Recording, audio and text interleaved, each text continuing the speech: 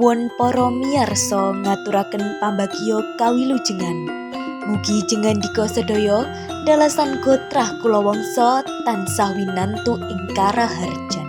Sugeng kepanggihan kalian kula Aurel Cipta Berliananda wonten ing acara waosan cariyos cekak kanthi irah-irahan Mekare Kembang Katresnan.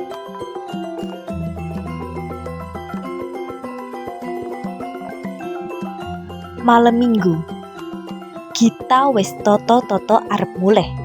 Raine kita katon sumringah. Jalaran pengunjung restoran bengi kuwi luar biasa. Gilir gumanti kaya banyu mili. Semono uga tamu sing pesen lagu uga akeh.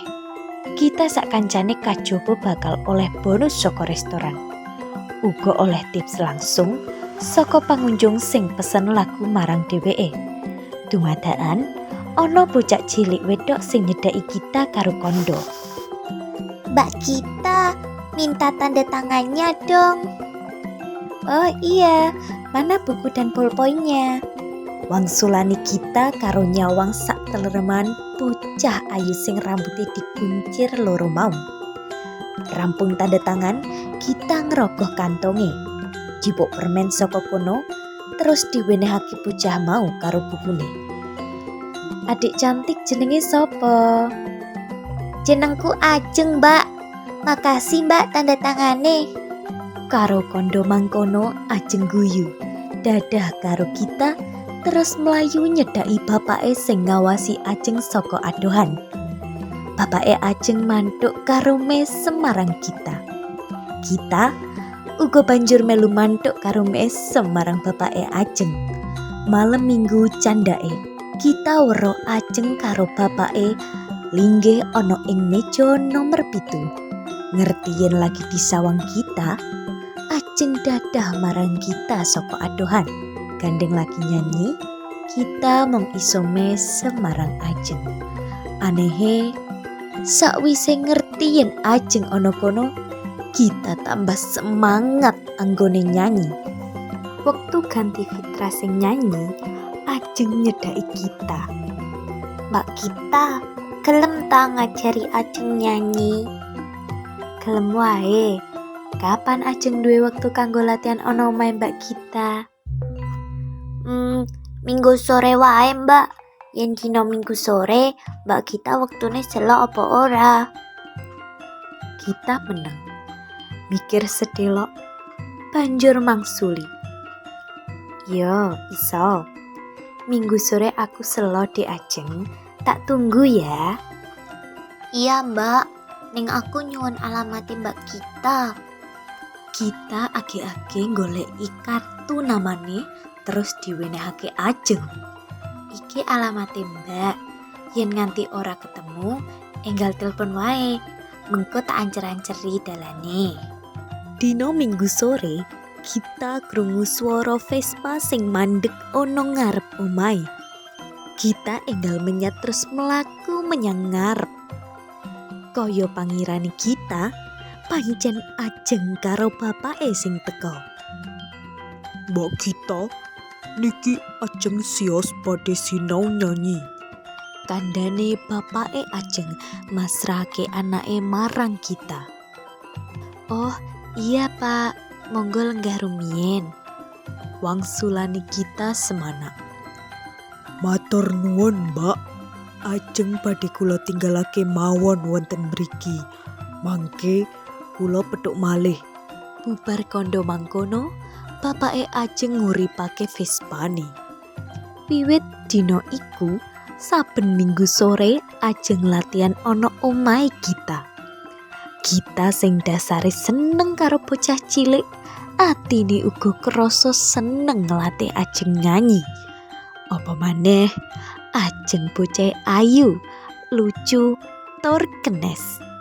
Mula kita lan Ajeng tambah reket. Srawunge kita karo Adit uga tambah raket. Apa maneh, kita iku dasare pancen grapyak lan semanak karo sapa wae. Ewa semono, kita ora iso yen kon raket banget karo Adit. Amarga senajan Adit sakbaraan karo kita, nanging Adit rak wis ora legan maneh. Wis ana sing duwe. Panjenengan ngasta ana ngendi to, Mas? Pitakoni kita marang Adit sore kuwi. Aku nyambut gawe ana perusahaan ekspor impor mebel, Mbak. Saka kene perusahaanku ekspor mebel ukir-ukiran menyang Monco. Gosok baline uga impor mebel saka Monco sing disenengi piyai kene. Yen Mbak kita kapan rampunge kuliahe? Yen lancar ya rong semester maneh. Ya wis, aku pamit dhisik, Mbak. Ora krasa wektu terus mlaku. Sawijining dina kita ditelepon Ajeng. Mbak kita, aku duwe urgent anyar. Mbak kita gelem mara menyang omahku. Mengko Papa Adit sing main urgent, Ajeng sing nyanyi, lan mbak kita sing benerake nyanyiku ana sing kleru. Dina Minggu esuk wae ya, Jeng. Iya, Mbak. Dina Minggu esuk kita dipethuk Ajeng karo Adit. Karepe Ajeng, kita dikon bonceng Vespa wae. Ajeng bonceng ana ngarep, dene kita bonceng ana mburi. Nanging kita krasa ewoh yen kudu bonceng bapake Ajeng. Mula kita milih nggawa brompit dhewe. Tekan omahe Ajeng, kita ditepungke karo ibuke Ajeng. Kekarone padha salaman. Kita, Hapsari, monggo lenggah rumiyin Mbak kita. Dene Ajeng mlayu menyang jero omah. Ora let suwe, Ajeng wis bali menyang ruang tamu karo gandeng piyai lanang. Pa, ini Mbak kita, guru nyanyine Ajeng. Kondone Ajeng marang piyai lanang mau. Krungu Ajeng nyeluk "Pa", kita rodok kaget lan bingung. Ora krasa kita noleh marang Adit. Nanging sing disawang mung mesem saja, ora ana apa-apa sing aneh. Hapsari tanggap yen kita rodok bingung. Ceritanipun ngeten lho Mbak kita. Waktu kula mbabot Ajeng, ramanipun Ajeng nggih Mas Diki menika. Rak kedah tugas belajar dateng luar negeri salebetipun 2 tahun. Dados wiwit Ajeng lair ngantos umur 2 tahun, nggih adik kula Adit menika ingkang tumut ngopeni Ajeng. Pramila ngantos sapunika menawi kalian Adit, Ajeng ngaturi Papa Adit, boten purun ngaturi Om Adit utawi Paklik Adit. Dene dumateng bapakipun piyambakipun ngaturi Papa Diki. Bareng krungu ceritane Hapsari, kita lagi mudeng yen Adit iku paklike Ajeng. Gumune sak suwene iki Adit utawa Ajeng kok ora tau cerita bab iku. Batine kita rada anyel karo Adit. Mula bareng liya dina kita ketemu Adit ing omahe kita, dene Ajeng lagi ana mburi karo ibune kita.